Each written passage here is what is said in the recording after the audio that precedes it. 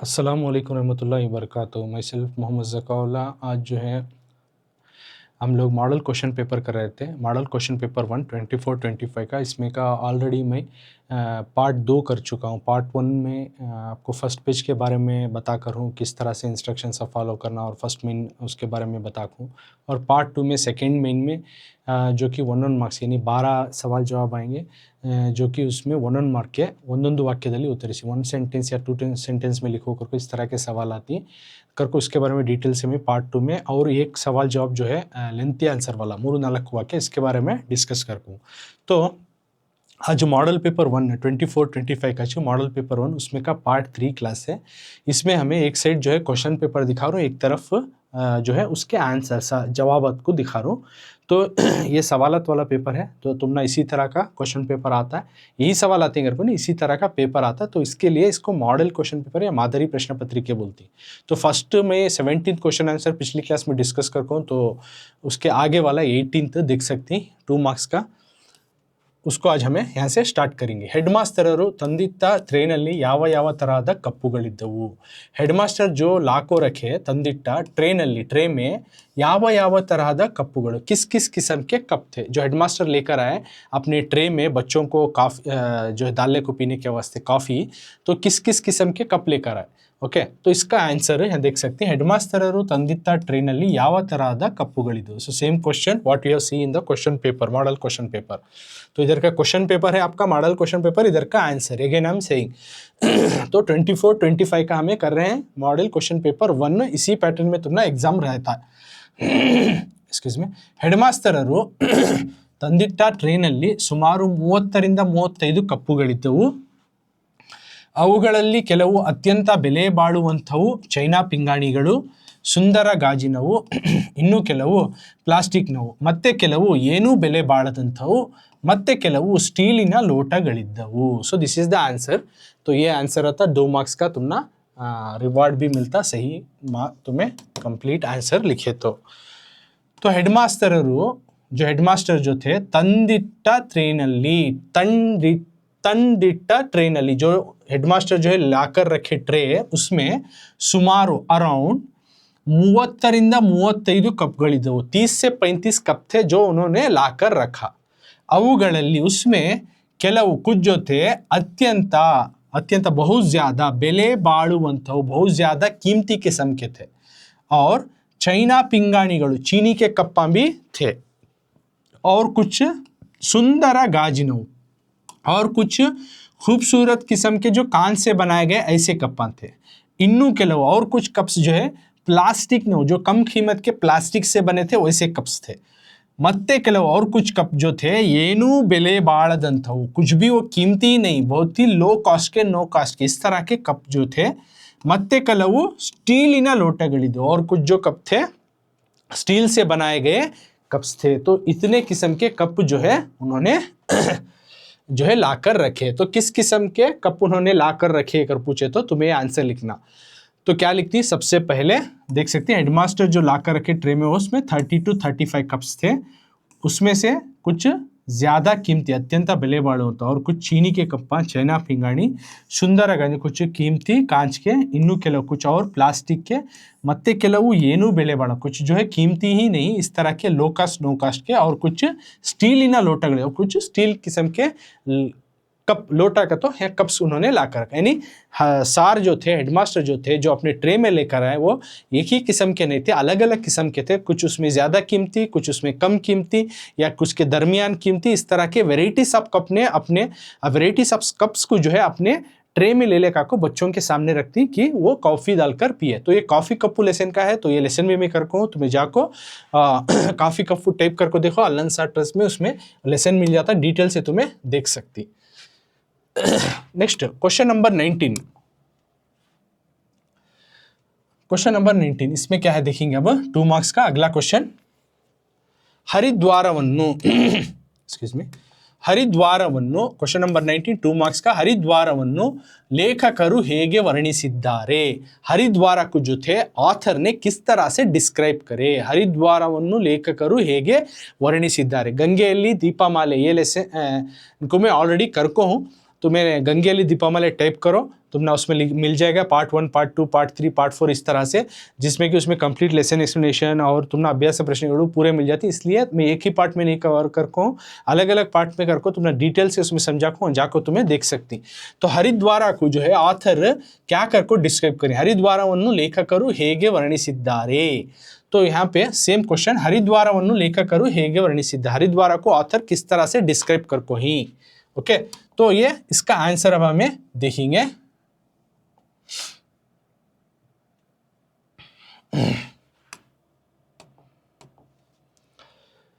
ಹರಿದ್ವಾರವು ಶಿವಾಲಿಕ ಬೆಟ್ಟಗಳು ಮತ್ತು ಗಂಗಾ ನದಿಯ ನಡುವೆ ಉದ್ದಕ್ಕೂ ಚಾಚಿಕೊಂಡಿದೆ. ಸಮುದ್ರ ಮಟ್ಟದಿಂದ 945 ಅಡಿಗಳಷ್ಟು ಎತ್ತರದಲ್ಲಿದೆ. ಚಳಿಗಾಲದಲ್ಲಿ ಚಳಿ, ಬೇಸಿಗೆಯಲ್ಲಿ ಬಿರುಬಿಸಿಲುಗಳು ಇಲ್ಲಿಯ ಹವೆಯಾಗಿದೆ.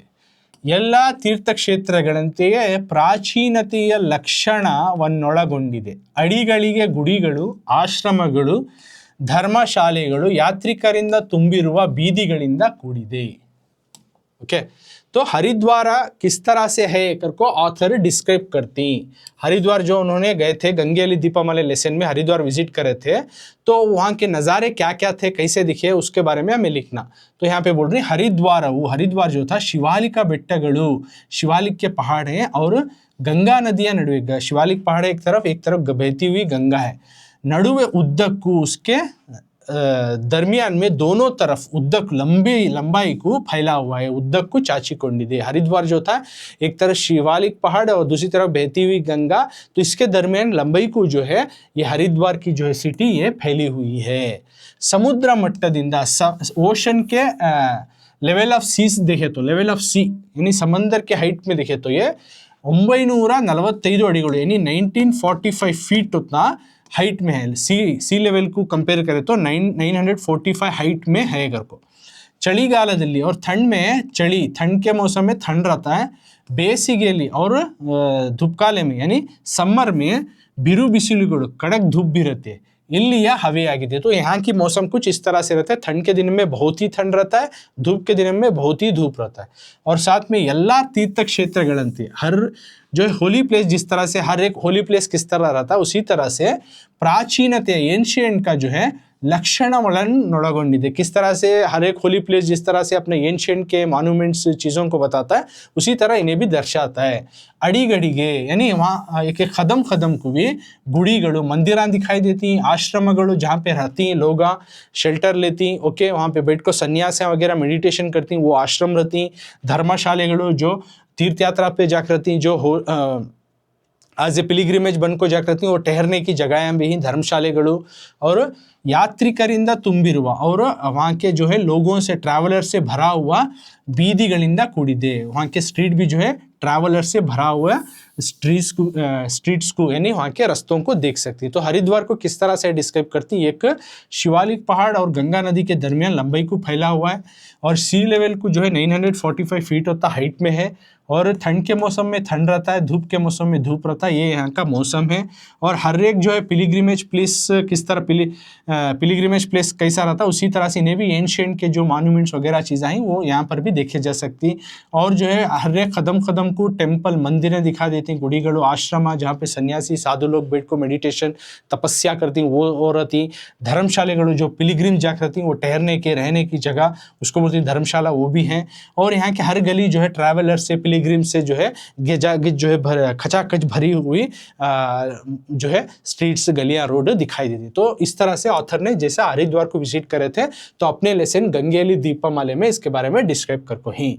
अब क्वेश्चन नंबर 20 जो कि 2 मार्क्स का है, ये भी जितना भी हमें डिस्कस करें थर्ड महीने में 2-2 मार्क्स का है, जो कि ऑलरेडी मैं बता दूं पिछले पार्ट में जो कि 8 सवाल आती, टोटल 16 मार्क्स को, ईच वन कैरी 2-2 मार्क्स, हर एक को 2-2 मार्क्स रहती। बनद गोपालन वेशभूषणगळु हेगिद्दवु, तो 20वें क्वेश्चन में क्या पूछ रही, बनद जंगल का जो गोपाला था, यानी जंगल में, ये कौन सा है, नन्ना गोपाला लेसन का, लेसन साइड में का आता है। तो ये भी लेसन में कर को, तुम्हें जाको लेसन टाइप करो अलंसार ट्रस्ट में, तो तुम्हें लेसन का पूरा डिटेल मिल जाता है। बनद गोपाल, जंगल में जो रहने वाला गोपाला था, यानी उस लड़के का बड़ा भाई जो था, यानी कृष्ण भगवान जो थे, वो उनका वेशभूषण, उनका ड्रेस कोड, उनका जो है पहनना ओढ़ना किस तरह का था, कैसा ढंग का था, ಹೇಗಿದ್ದವು वेशभूषण ड्रेस कोड, ओके उनकी जो है आउटर लुक पर्सनालिटी कैसी थी, किसकी, बनदा गोपाला की, उन्होंने क्या क्या पहन को था, कैसे दिख रहे थे, कर को लिखना। ओके सेम क्वेश्चन, अब हमें आंसर की तरफ जाएंगे बच्चों। सो तुम्हें देख सकती हैं, बनದ ಗೋಪಾಲನ ವೇಷಭೂಷಣಗಳು ಹೇಗಿದ್ದವು। Okay don't see the question number, just question देखो, यहाँ का क्वेश्चन नंबर सॉल्यूशन में देखो नको, मैं लिखता हूं ना, तो बनದ ಗೋಪಾಲನ ವೇಷಭೂಷಣಗಳು ಹೇಗಿದ್ದವು। अगेन आई एम रिमाइंडिंग, आप क्वेश्चन लिखने की जरूरत नहीं, आपके जो है बुकलेट में सिर्फ क्वेश्चन नंबर डालो, आंसर लिखते हुए जाओ। तो ऑलरेडी बार बार मैं बताऊं ये चीज, बनದ ಗೋಪಾಲನ ತಲೆಯ ಮೇಲೆ ಸಣ್ಣದೊಂದು ಕಿರೀಟವಿತ್ತು, ಅದರಲ್ಲಿ ನವಿಲುಗರಿ ಇದ್ದಿತ್ತು, ಕೈಯಲ್ಲಿ ಒಂದು ಕೊಳಲನ್ನು ಹಿಡಿದುಕೊಂಡಿದ್ದನು, करको लिखती। तो इसमें क्या लिखना आंसर, तो बनदा गोपाला का ड्रेस कोड या फिर उसका पहनना ओढ़ना कैसा था, तो बनदा गोपाला जो था, जंगल में जो गोपाल था, वो तलेಯ ಮೇಲೆ अपने सर के ऊपर सಣ್ಣದೊಂದು किरीटा, सर के ऊपर एक छोटा सा ताज पहना हुआ था, सಣ್ಣದೊಂದು छोटा सा एक ताज, ಅದರಲ್ಲಿ उसमें नविलुगरी, उसको जो है फेदर, मोर का फेदर, नविलुगरी पीकॉक फेदर यानी मोर का जो पंख आता है उसको रखा गया था, उसको लगाया गया था उस छोटे से ताज को, और साथ में ಕೈಯಲ್ಲಿ अपने हाथ में जो था बनदा गोपाल ಒಂದು ಕೊಳಲನ್ನು, एक ट्रम्पेट को जो बजाता है ऐसा कोड़लू, उसको उसने पकड़ा हुआ था हाथ में, हिडिदुಕೊಂಡಿದ್ದನು पकड़ा हुआ था। तो ये सभी उसके ड्रेस कोड, वेशभूषण कैसा था उसका ड्रेस कोड, उन्हें कैसा उसका पहनना ओढ़ना था। तो बनदा गोपाला अपने सर के ऊपर छोटा सा ताज पहना हुआ था, और उसको मोर का पंख लगा था, नविलुगरी, ಕೈಯಲ್ಲಿ ಒಂದು ಕೊಳಲು, हाथ में जो है उन्हें ट्रम्पेट यानी कोड़ल जो बजाती वो एक हाथ में पकड़ा हुआ था, हिडिदुಕೊಂಡಿದ್ದನು। So if you write you will get 2 marks for this. Okay अभी नेक्स्ट क्वेश्चन की तरफ जाएंगे हमें।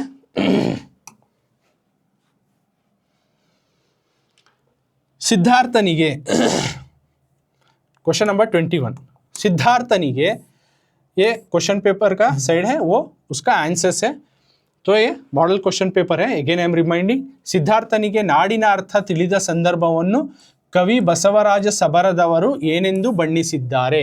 देखो अब हमें 17 से 20 तक लेसन सेट के देखे, okay 4 question answer lesson set के देखे, टोटल कितने देख रही थी, बोले 8, उसमें 4 क्वेश्चन आंसर मॉडल पेपर में लेसन सेट के देखो ही। अब आगे के जो दे रही नो पोएम सेट के दे रही, ओके तो पोएम सेट में का फर्स्ट क्वेश्चन शुरू हो रहा है 21 से, जो लेंथी आंसर में का 3-4 वाक्य में का, सिद्धार्थनिगे, सिद्धार्थ को जो था नाडिना अर्थ, अपने मैं किस लिए मैं अपने महल में अपने लोगों के बीच रखना, अपने वतन में रहना करने का मालूम होता नहीं, ತಿಳಿದ संदर्भ, उस मौके को, इस सिचुएशन को कवि बसवराज सबरदವರು, इस नज़म के, बोधि वृक्षದ ಹಾಡು नज़म के जो ऑथर ही, पोएट ही बसवराज सबरद, इन्होंने ಏನೆಂದು ಬಣ್ಣಿಸಿದ್ದಾರೆ, किस तरह से उन्होंने डिस्क्राइब किया, किस तरह से अपने नज़म में इस चीज़ को बताए हैं। सिद्धार्थ को किस लिए मैं अपने लोगों के बीच रहना, उनकी सेवा करना करके जो मालूम होता है, एहसास होता है जब उन्हें जंगल में भटकता है, ओके तो उस मौके को किस तरह से जो है बसवराज सबरद अपने पोएम जो बोधि वृक्षದ ಹಾಡು में बता को ही करको लिखना डिटेल से। तो don't see the question number, तो यहाँ पे तुम्हें क्वेश्चन नंबर आता है 21 according to the model paper, okay see है। तो सिद्धार्थनिगे ನಾಡಿನ ಅರ್ಥ ತಿಳಿದ ಸಂದರ್ಭವನ್ನು ಕವಿ ಏನೆಂದು ಬಣ್ಣಿಸಿದ್ದಾರೆ। सिद्धार्थ को अपने लोगों के बीच अपने वतन में रहना करके जो मालूम होती है बात, वो माहौल को लिखो। तो ಸಿದ್ಧಾರ್ಥನು ಕಾಡು, ಜವಾಬ್ ऐसे लिखना कि ಸಿದ್ಧಾರ್ಥನು ಕಾಡು ಕಾಡುಗಳಲ್ಲಿ ಅಲೆದಾಡಿದ, ಹಾಗೆ ಸುತ್ತಾಡುತ್ತಿರುವಾಗಲೇ ಅವನಿಗೆ ನಾಡಿನ ಅರ್ಥ ಹೊಳೆಯಿತು, ಅದು ತಿಳಿಯುವ ಸಂದರ್ಭದಲ್ಲಿ ಅವನಿಗೆ ದೂರದಿಂದಲೇ ಕೋಗಿಲೆಯ ಹಾಡು ಕೇಳಿದಂತೆ ಅನಿಸಿತು, ಆಕಾಶದಲ್ಲಿ ಶುಕ್ರಗ್ರಹದ ಅದೇ ತಾನೇ ಬೆಳಕು ಬೀರುತ್ತಿರುವಂತೆ ತೋರಿತು, ಅರಳಿ ಮರದಲ್ಲಿ ಅವನಿಗೆ ದಿವ್ಯ ಜ್ಯೋತಿ ಕಂಡಿತು। तो उस मौके को तुम्हें डिस्क्राइब करके लिखना, किस तरह से उसको ज्ञानोदय हुआ, किस तरह से उसको एहसास हुआ, बात को लिखना। जब उन्हें जंगल में भटक रहा था, सिद्धार्थ जो था काಡು काಡುಗಳಲ್ಲಿ ಅಲೆದಾಡಿದ, अपने महल को छोड़ा, बीवी बच्चों को छोड़ा, सारी अपने जो है भोग भाग्य विलास जीवन को छोड़कर जो है जंगल में गया, भटक के ಅಲೆದಾಡಿದ, भटकने के बाद ಹಾಗೆ उस तरह से ಸುತ್ತಾಡುತ್ತಿರುವಾಗ, उस तरह से भटक रहा था, ಅವನಿಗೆ उसको जो है ನಾಡಿನ ಅರ್ಥ, किस लिए अपने लोगों के बीच रहना करके उसको समझ आई, ಹೊಳೆಯಿತು, ಅದು ತಿಳಿಯುವ संदर्भದಲ್ಲಿ, वो जो मालूम होता उस मौके को, ಅವನಿಗೆ उसको जो है दूरದಿಂದಲೇ, दूर से ही जो है कोगिले हाडू, कोयल की जो है गाने की आवाज केಳಿದಂತೆ अनिश्चित, कोयल की जो है गाने की आवाज दूर से उसको सुनाई दी। आकाशदल्ली, आसमान में जो था, शुक्र ग्रह एक प्लैनेट है, शुक्र ग्रह, ओके, एक प्लैनेट।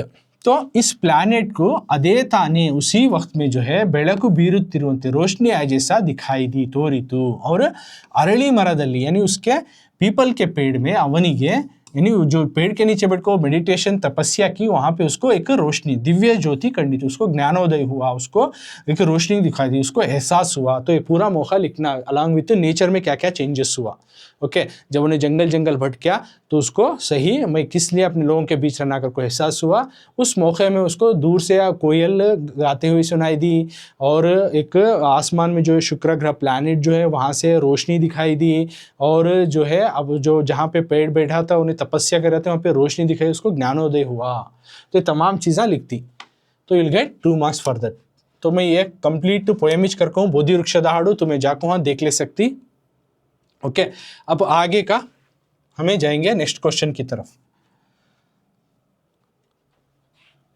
क्वेश्चन नंबर 22, ಕರ್ಪೂರದ ಕೆಲಸವೇನು, ಅದು ತನ್ನ ಕೆಲಸವನ್ನು ಹೇಗೆ ಪೂರೈಸುತ್ತದೆ ಎಂಬುದನ್ನು ವಿವರಿಸಿ। ओके, कर्पूರದ ಕೆಲಸವೇನು। तो क्वेश्चन नंबर 22 में पूछ रहे 2 सवाल, देखो एक ही में बना को, जो कि ये है सद्दु ಮಾಡದಿರು पोएम का है। ओके, कर्पूರದ ಕೆಲಸವೇನು, ಅದು ತನ್ನ ಕೆಲಸವನ್ನು ಹೇಗೆ ಪೂರೈಸುತ್ತದೆ ಎಂಬುದನ್ನು ವಿವರಿಸಿ सवाल। यानी कापूर का जो है काम क्या है, कापूर जो कर्पूरा जो जलाती, ओके, तो उसका काम क्या है, कर्पूरा का काम क्या है। अदु वो जो है तन्न ಕೆಲಸವನ್ನು अपने काम को ಹೇಗೆ ಪೂರೈಸುತ್ತದೆ, वो जो कापूर जो है अपने काम को किस तरह से करता है ಎಂಬುದನ್ನು विवरिसी, कहने की बात को डिस्क्राइब करके लिखो। किस तरह से काम, कापूर का काम क्या है, ओके, कर्पूर और अदु तन्न वो अपने काम को किस तरह से पूरा करता है इसके बारे में लिखो। तो इसका सेम चीर, कर्पूರದ ಕೆಲಸವೇನು, ಅದು ತನ್ನ ಕೆಲಸವನ್ನು ಹೇಗೆ ಪೂರೈಸುತ್ತದೆ। आंसर, कर्पूರದ ಕೆಲಸ, कापूर का काम जो है उरियुವುದು, जलना, कर्पूरा का काम क्या है, जलना। ಬೆಳಕು ಬೀರುವುದು और रोशनी देना। देवरिगे और भगवान को आरती एत्तलु, भगवान की जो है आरती उठाने के लिए कर्पूरವನ್ನು, कापूर को जो है क्या करती, तट्टेयಲ್ಲಿಟ್ಟು प्लेट में रखो, हत्तिय बत्तिय ಮೂಲಕ, प्लेट में रखो, क्या करती है उसको, एक काटन की एक बत्ती रखो, दीपद उरिಯನ್ನು यानी उस दिए के जलाने को, तागिसुत्तर, दिए को जो बत्ती रहती उसको लगाती, तो लगाते ही क्या होता, आग ಅದು ಬೆಳಗಿ, तब वो जलकर जो है सद्दु गದ್ದಲವಿಲ್ಲದೆ, बिना आवाज किए, करगी जो मेल्ट होको, पिघल को, मायवागुತ್ತದೆ, गायब हो जाता है। ओके, तो यहाँ पे क्या लिखना है, तो कर्पूर का काम क्या है, कर्पूर का काम ಕೆಲಸ ಉರಿಯುವುದು, कर्पूರದ ಕೆಲಸ, कर्पूर का काम जलना, और ಬೆಳಕು ಬೀರುವುದು, रोशनी देना। ओके, और देवरिगे आरती एत्तलु कर्पूरವನ್ನು तट्टेयಲ್ಲಿಟ್ಟು हत्तिय, अब उसका काम क्या आकर को लिखना। अब तो उसका काम क्या, तन्न ಕೆಲಸವನ್ನು वो अपना काम किस तरह से पूरा करता है अगर को लिखना। कर्पूर का काम क्या लिखे, उरियुವುದು, ಬೆಳಕು ಬೀರುವುದು, जलना और रोशनी देना। अब उन्हें अपना काम कैसा पूरा करता है, ओके, कर्पूर अपना काम कैसा करता है, तो देवरिगे आरती एत्तलु, भगवान की जो आरती उठाने के वास्ते कर्पूरा को क्या करती है, उनको आरती की प्लेट जो रहती है उसमें रखो, हत्तिया बत्तिया ಮೂಲಕ, जो काटन की बत्ती रहती है उसके जरिए से उसको जो है चिंगारी या आग को लगाया जाता है, तब वो क्या होता है, तागिसुತ್ತಾರೆ, आग ಅದು, तब वो कर्पूरा ಬೆಳಗಿ सद्दु गದ್ದಲವಿದೆ, बिना आवाज के वो जल जाता पूरा, और आरती उठाने भी काम आता, और मेल्ट होको हजम हो जाता है, यानी गायब भी हो जाता है, और जलकर रोशनी भी देता, आरती के लिए भी काम आ जाता है। इस तरह से वो अपना काम करता है बिना आवाज किए को लिखना। ओके, सो ये भी करको में सद्दु ಮಾಡದಿರು पोएम में तुम्हें मिल जाता है डिटेल से, उसमें ಒಂದು वाक्य, अभ्यास प्रश्नಗಳು, पोएम एक्सप्लेनेशन, तमाम चीज़ें करको तुम्हें जाको वो चैप्टर क्लिक करको टाइप करको तुम्हें इसी चैनल पर तुम्हें जाको देख सकती है। नेक्स्ट, ಹೊಳೆಯ ದಂಡೆಯ ಸಾಲಿನಲ್ಲಿ ಹಿಂದಿನ ಯಾವ ನೆನಪುಗಳಿವೆ। ओके, तो ये एक क्वेश्चन देखो 2 मार्क्स को।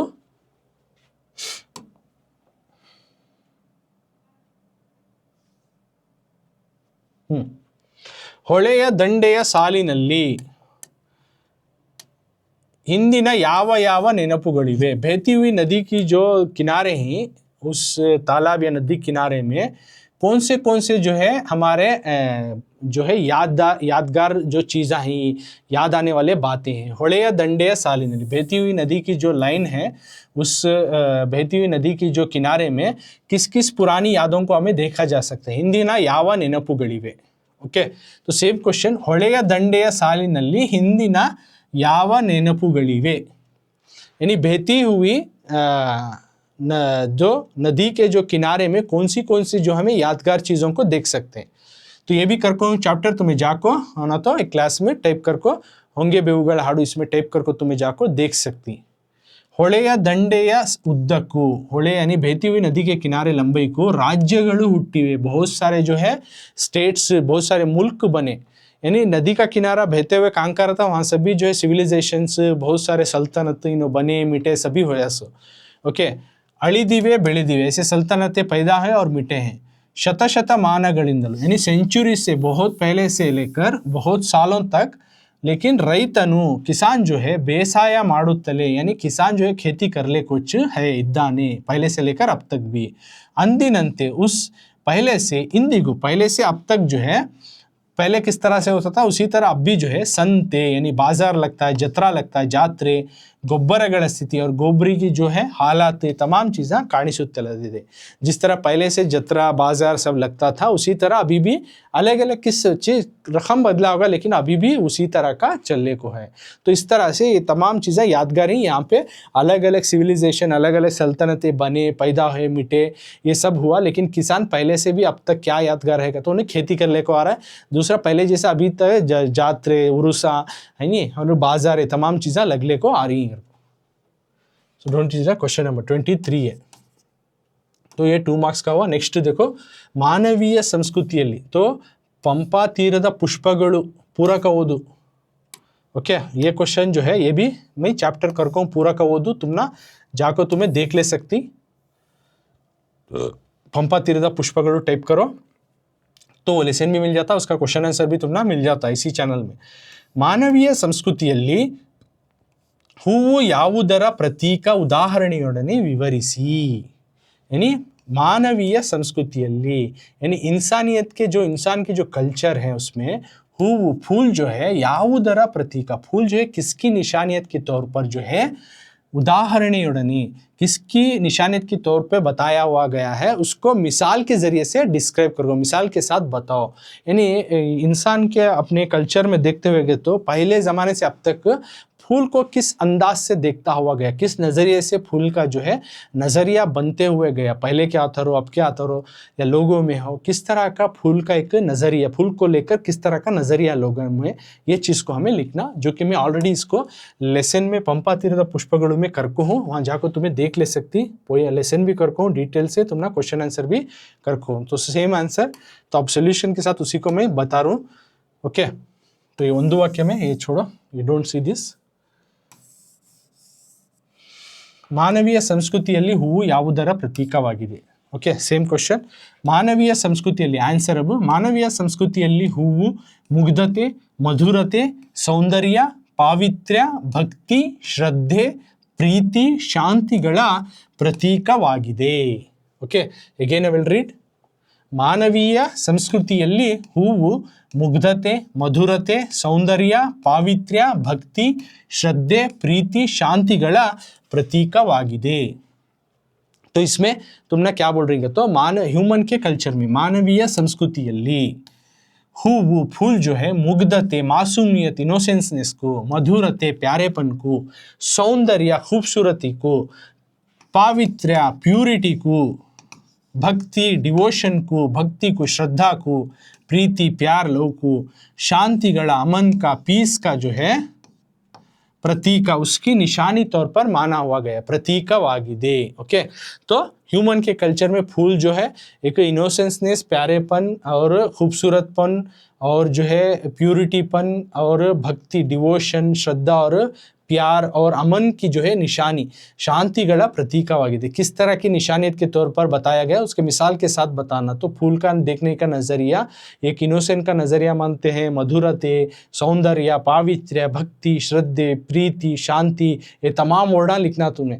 Okay again I am saying मुग्धते का तो क्या, मधुरते का तो क्या, तमाम चीज़ें बोल को हूँ, तुम्हें लेसन में भी जाकर देख ले सकती। मुग्धते इनोसेंस, मधुरते प्यारेपन, सौंदर्य जो है खूबसूरतपन, पावित्र्य प्यूरिटी यानी पाकी का, भक्ति यानी डिवोशन एक इबादत की तरह, श्रद्धे का तो भी हो जाता है, प्रीति प्यार, शांति का तो अमन पीस। इसका एक निशानियत के तौर पे फूल का देखने का नजरिया पहले से लेकर अब तक भी उसी तरह का है। सो if you all write this you will gate 12 marks, जो कि 8 क्वेश्चन है तुमने 2-2 मार्क्स के जो है तुमने 16 मार्क्स तुमने मिलती है, 8 क्वेश्चन है तो हर एक को 2-2 मार्क्स, तो 16 क्वेश्चन।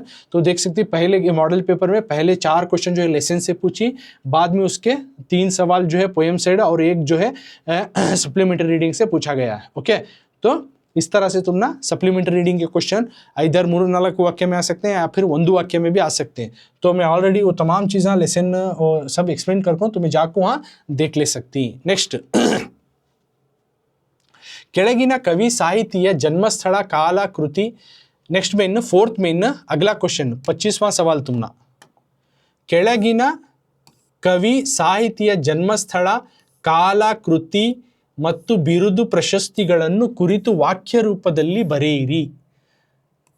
क्वेश्चन नंबर 25 आरामित्रा करको देखो, मतलब क्या, ಕೆಳಗಿನ कवि नीचे दिए गए पोएट या फिर साहित्य का तो आथर का जन्म स्थल पैदाइश होने वाली जगह, काला पैदाइश हुई सो दिनांक तारीख कब पैदा है करको, वो कृति उनके कौन से किताब हैं, मत्तु बिरुद उनको लखब कौन से दिए गए हैं, वो ಪ್ರಶಸ್ತಿಗಳು उनके अवार्ड्स रिवार्ड्स कौन से मिल गई, वो कुरितु वाक्य रूपದಲ್ಲಿ सेंटेंस के फॉर्म में लिखो, बरेइरी सेंटेंस फॉर्म में लिखो।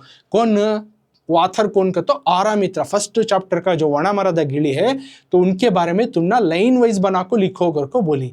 अगर तुम ना लाइन वाइज नहीं याद हुआ तो मैं पॉइंट वाइज भी बना को दिखाई हूँ, लाइन वाइज लिखे तो अच्छा, तुमने याद नहीं है तो मैं पॉइंट वाइज बना को लिखो, नथिंग देन तुमने समथिंग तो मार्क्स होना करको उस तरह के भी मैं बता कर हूँ। ओके, तो तुम्हें आरामित्रा दिए तो यहाँ देख सकते मैं यहाँ पे दिखा रहा हूँ, ऑलरेडी मैं वनामರದ ಗಿಳಿ में कर को भी बता खूँ ये सेम।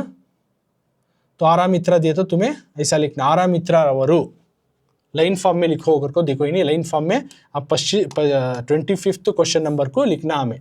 ये 3 मार्क्स को रहता बच्चों, ऑथर का इंट्रोडक्शन लिखे तो तुम ना 3 मार्क्स देखो, 1 into 3 एक सवाल है जो कि राइट साइड में मार्क्स देते हैं, ऑलरेडी मैं डिस्कस करता हूँ। जो 3 मार्क्स का है आरामित्रा के बारे में तुम्हें इनका इंट्रोडक्शन डिटेल में लिखना, क्या क्या लिखना, जन्मस्थला पैदा हुए इसमें प्लेस रहना, कहाँ पैदा है उनका, और देखो पैदाइश ईयर साल याद रहना, बुक्स उन्होंने कृति कौन से लिखे, उनके बिरुदो अवार्ड्स प्रशस्ति रिवार्ड्स अवार्ड्स और आकर ग्रंथ भी लिख सकती तुम्हें। तो इन तमाम चीज़ों को सेंटेंस के फॉर्म में लिखो।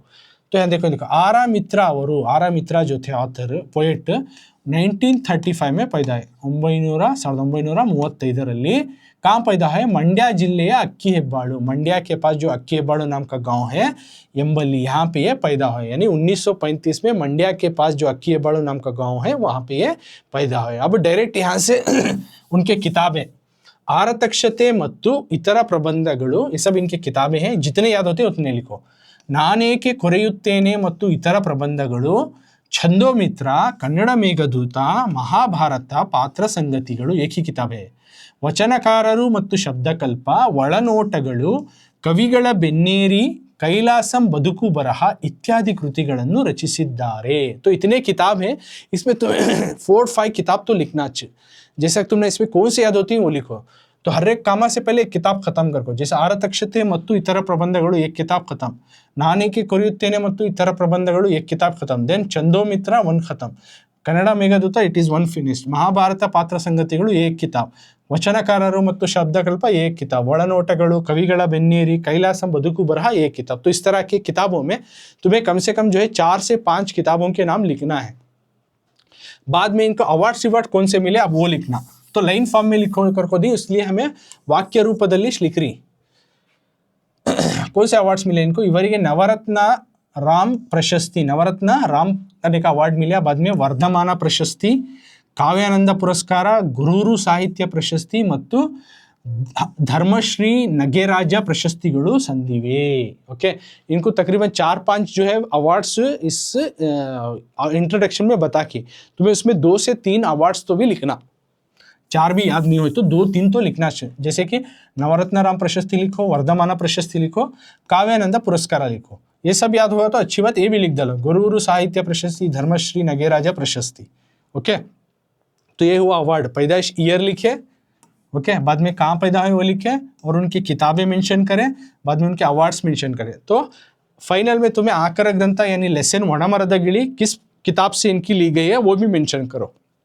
प्रकृत वाटವನ್ನು प्रेजेंट लेसन को महाभारत पात्र संगतिಗಳು, महाभारत का पात्र संगतिಗಳು लेसन है, एक किताब है, तो उस किताब से पुस्तकದಿಂದ ಆರಿಸಲಾಗಿದೆ। So if you all write this points you will get 3 marks.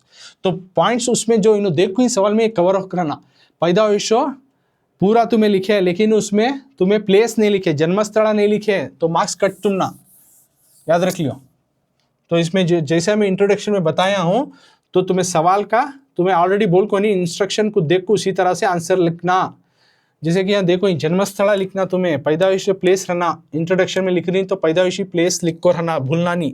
काला कब पैदा है वो लिख को रहना, बुक्सा लिखना, बिरुद है तो लिखो, नहीं तो आकार आकृति लिख डालो, नहीं रहा तो नो प्रॉब्लम। प्रशस्ति अवार्ड्स लिखना, ये पॉइंट्स तो भूलना नहीं। दूसरा तुम्हें एडिशनल लिखती नो प्रॉब्लम, बट ये पॉइंट्स तो must to be write in the author introduction to get 3 marks. Okay, तो इस तरह से मार्क्स दिया जाता है।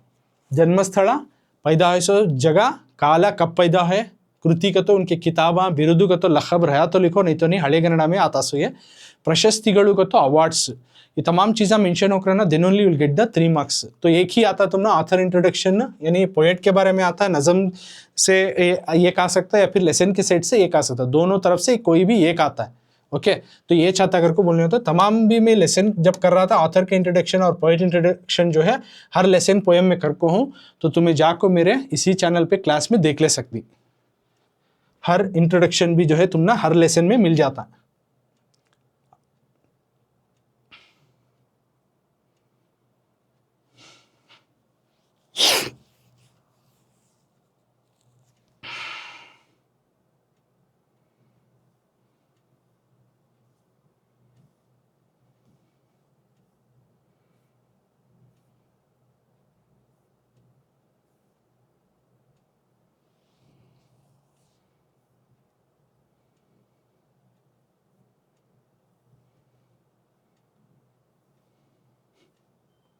तो नेक्स्ट जो है मैं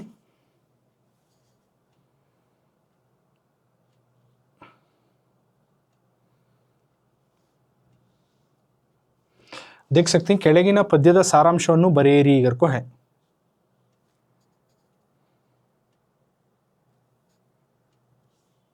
तो इसके बारे में अब हमें डिस्कस करेंगे। ओके, ಕೆಳಗಿನ ಪದ್ಯದ ಸಾರಾಂಶವನ್ನು ವಾಕ್ಯ ರೂಪದಲ್ಲಿ ಬರೆಯಿರಿ करको देखो 5th मेन। तो तुमने ಕೆಳಗಿನ पद्यದ ಸಾರಾಂಶವನ್ನು वाक्य रूपದಲ್ಲಿ ಬರೆಯಿರಿ करको देती, यानी नीचे दिए गए पोएम्स के लाइन का सम्मरी लिखो, सारांश सम्मरी। नीचे दिए गए नज़म का एक स्टैंजा है, ओके, उस स्टैंजा का वाक्य रूपದಲ್ಲಿ सम्मरी, सेंटेंस फॉर्म में जो है सम्मरी लिखो। इस 4 लाइन देखो, इसके बारे में हमें एक पैसेज वाइज, एक लेसन, एक लाइन्स वाइज जो है इसका डिटेल लिखना, क्या बोलना चाह रही है ऑथर, अपना क्या एक्सपीरियंस शेयर कर रही, क्या किस तरह से डिस्क्राइब कर रही, वो बात को जो है हमें लाइन फॉर्मेशन करके लिखना, जिसे सम्मरी बोलती नहीं उसको कहती। ಕೆಳಗಿನ पद्यದ, नीचे एक पोएम देखो रहती जो को, ये भी 3 मार्क्स का, आफ्टर ऑथर इंट्रोडक्शन, पोएट या ऑथर का इंट्रोडक्शन के बाद उसके बाद डायरेक्ट एक नज़म दे डालती, तुम्हें इसका सम्मरी लिखना। ये मॉडल क्वेश्चन पेपर में एक उन्होंने 4 लाइन देखो, देख सकती हैं तुम्हें। ಮೈ ಕೊಡವಿ ಎದ್ದ ಜಗಖಗ ಪಕ್ಷಿ ಪ್ರಾಣಿಗಳು ಲಘು ಬಗೆಯ ದಗದಕ್ಕೆ ಹೊರಟಂತಿದೆ, ಹೊಸತು ಜೀವೋಲ್ಲಾಸ ಜಿಗಿತ ಭಾವ ವಿಲಾಸ, ನೆಲಮುಗಿಲ ವಾಲಗವೇ ನಡೆದಂತಿದೆ। तो ये तुम ना पोएम देखते ही याद होगा कि कौन सा ये सवी चैत्रा अगर को लिखती, ये पोएम जो है सवी चैत्रा, एक्सक्यूज मी।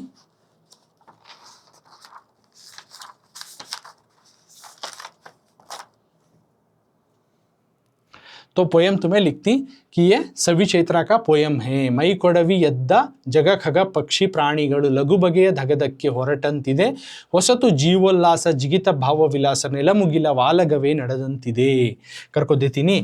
तो ऐसा दिया, तो अब तुम्हें सम्मरी लिखना, इसका सम्मरी लिखना। कैसा लिखती, तो तुम्हें ऐसा लिखना, अभी दिखाता हूँ 3 मार्क्स का 26 क्वेश्चन नंबर 26 26। सवाल नंबर 26। तो फर्स्ट पहले लिख लेती हूँ तुम्हारे बुकलेट में, ये कौन सा है, पद्य सविचैत्रा करको लिख लिया। सविचैत्रा पोएम का बोल रही सो अगर को, तो ये इवैल्यूएशन करने वाले को अच्छा इंप्रेशन रहता है। बाद में आथर लिखती कवि बसवराज सादर अगर को लिखती, बसवराज सादर,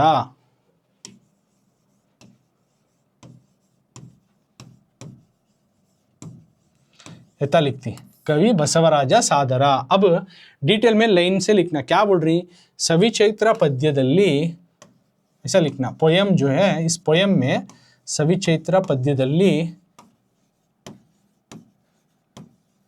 कविಗಳು कवि बसवराज सादर, कवि बसवराज सादर ಚೈತ್ರ ಮಾಸದಲ್ಲಾಗುವ, ಚೈತ್ರ ಮಾಸದಲ್ಲಿ ಆಗುವ ಬದಲಾವಣೆಯನ್ನು ವಿವರಿಸುವಾಗ, ಬದಲಾವಣೆಯನ್ನು ವಿವರಿಸುವಾಗ ಹೀಗೆ ಹೇಳುತ್ತಿದ್ದಾರೆ, ಹೀಗೆ ಹೇಳುತ್ತಿದ್ದಾರೆ। क्या बोलेंगे कर को लिखना सो, तो बेसिक पॉइंट इतना लिखना तुम्हें फर्स्ट, तो इसे इतना लिखे तुम्हें 1 मार्क मिल जाता है। तो क्या ये पोयम देती नहीं, समरी लिखना, तो ये पोयम सविचैत्रा का इसके पोएट कवि बसवराज सादरा कर को मेंशन करती हैं। बाद में लाइन वाइज बना को लिखती हैं पैसेज सका पोयम के बारे में। सविचैत्र पद्यदल्ली, सविचैत्रा के पोयम में कवि बसवराज सादरा, यानी सविचैत्रा के पोयम में इसके पोएट जो हैं बसवराज सादरा, उन्होंने चैत्र मासदल्ली, चैत्र का जो महीना होता है, ये कन्नड़ा का मंथ, तो इस महीने में जैसे सितंबर नवंबर जो ये आता नहीं, तो इसको बोलते हैं चैत्र मास कन्नड़ा में। तो इस महीने में होने वाली आगुवा बदलावणी, आगुवा जो जिस तरह से नेचर में चेंज होता है, तो उसका चेंजेस को विवरिಸುವಾಗ उसको बताते हुए इस तरह से बोल रहे हैं, ಹೀಗೆ ಹೇಳಿದ್ದಾರೆ, इस तरह से बोल रहे हैं। क्या बोल रहे हैं आगे, ಪ್ರಾಣಿ ಪಕ್ಷಿಗಳು ಎದ್ದು ತಮ್ಮ ಕೆಲಸಕ್ಕೆ ಹೊರಟಂತಿವೆ, ಪ್ರಾಣಿ ಪಕ್ಷಿಗಳು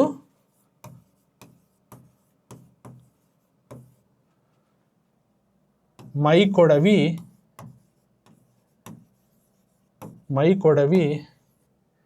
ತಮ್ಮ ತಮ್ಮ ಕೆಲಸಕ್ಕೆ ಹೊರಟಂತಿದೆ,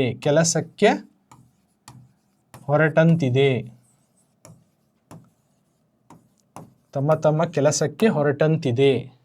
ಓಕೆ, ಹೊಸತು ಜೀವೋಲ್ಲಾಸ, ಎಲ್ಲರಲ್ಲಿಯೂ ಒಂದು ಹೊಸ ಚೈತನ್ಯ ಮೂಡಿದೆ, ಎಲ್ಲರಲ್ಲಿಯೂ ಹೊಸ ಚೈತನ್ಯ ಮೂಡಿದೆ, ಹೊಸ ಚೈತನ್ಯ ಮೂಡಿದೆ। ನೆಲಮುಗಿಲ ನಡುವೆ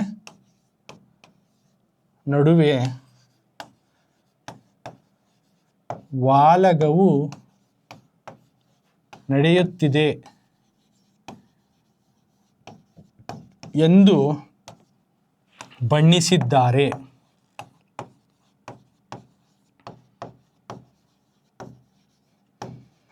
तो उसका कंटिन्यूटी समरी का कंटिन्यूटी पॉइंट तुमने बता रहा हूँ। सो आगे क्या बोलती, प्राणी पक्षिಗಳು यानी जानवर परिंदे जो है मई कोडवी यानी अपने बदन को झटक कर तम्मा ಕೆಲಸಕ್ಕೆ अपने अपने काम को चले जैसा हो रहा है। ಎಲ್ಲರಲ್ಲಿಯೂ ಹೊಸ ಚೈತನ್ಯ ಮೂಡಿದೆ, हर एक में जो है नयापन, एक नया एंथुसियास्टिक, नया एनकरेजमेंट, इस तरह का एक नयापन देख सकते हैं। और ऐसा लग रहा है कि ज़मीन और आसमान के बीच में शहनाई गूंज रही हो, वालगवे ನಡೆಯುತ್ತಿ, ज़मीन और आसमान के दरमियान जो है शहनाई गूंज रही हो, इस तरह से भास हो रहा है। अगर को समरी लिखती तो पहले के जो पॉइंट बताया वो पॉइंट अलॉन्ग विथ ये पॉइंट लिखे तो तुम ना 3 मार्क्स मिलती समरी के वास्ते। तो ये हुआ क्वेश्चन नंबर 26 फिफ्थ मेन। तो तुम्हें क्वेश्चन नंबर 5th मेन कर को डालती और क्वेश्चन नंबर डाल को समरी जिस तरह से बताया वैसा लिख सकती। ये समरी नहीं, कौन सा दूसरा पोएम दिया तो भी ये तुम्हें फॉलो करो और तुम ना वो मालूम नहीं समरी का तो मैं वर्ड टू वर्ड समझा हूँ पोयम में, हर एक पोयम को। तो पोयम मेरे इसी क्लास में मिल जाए, इसी चैनल में, और जाको देख ले तुम ना, मिल जाती।